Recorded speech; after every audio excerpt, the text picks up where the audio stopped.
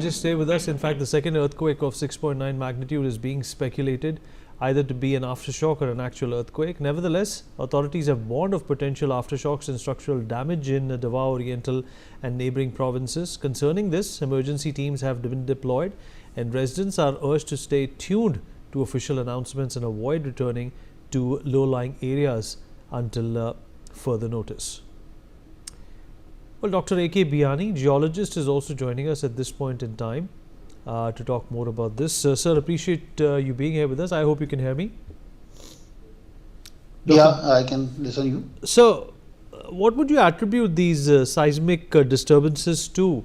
They are wreaking havoc in Philippines, but a lot of these patterns are becoming extremely familiar around the world. Yeah, this is, I will say, it is just by chance that so many earthquakes are occurring in a very limited time gap, and this happens. And sometimes the gap is time gap is wide, and sometimes gap is narrow. For example, in our country, between 1970 to 1950, we have got more 4 earthquake of more than 8, and after 1950, there was very less one earthquake only, that is up to 7.8. That is Bhuj earthquake.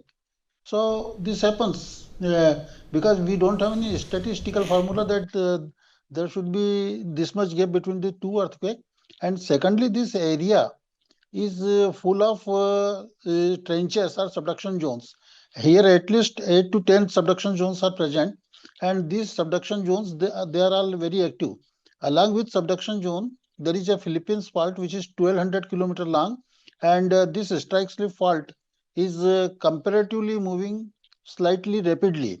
So, and then another factor which contributes so many earthquake is that the Pacific plate is subducting with 8 centimeter per year rate in this region. So all these factors, if we combine together, then large magnitude earthquake is not unexpected, and this is just by chance that we have got so many earthquakes. Otherwise, there is sufficient time duration between the two earthquakes, but this time nature cannot be controlled. So it is we are seeing so many earthquakes this time. Gee. All right. Well, I understand what you're trying to say, sir, but this is obviously unprecedented, what's happening around the world. Brigadier Vinod Datta, former General Secretary, the DCMG, is also joining us. Sir, I hope you can hear me. Yeah, I can hear you. So, your response to what we are seeing in terms of the sporadic earthquake activity all around the world? Well, you see, the frequency of earthquake or the seismic activities which are taking place, and the intensity, unfortunately, has gone up.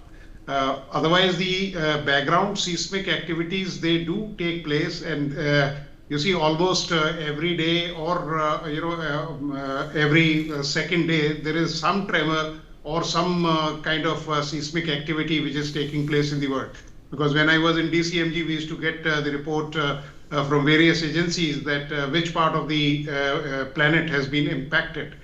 But what is disturbing is that the intensity and the frequency, that is worrying the mankind.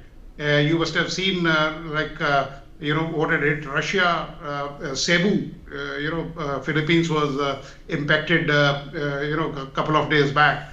So the intensity, the tremors, and the location is very, very important. If it is in a coastal area, if it is beyond 7, and if it is of 9, then the tsunami is also likely to be triggered. Though there was a tsunami warning also, but fortunately it has subsided. So all these things, like if you see Indonesian tsunami, within 2 minutes, the number of casualties were in thousands. And fortunately, we are lucky, and so is Philippines, that the casualties have not been much. Otherwise, the tsunami prediction, which was expected that there will be tidal waves to the tune of, say, about 3 feet or 3 to 6 feet. But that way, the world is lucky that there has been no impact.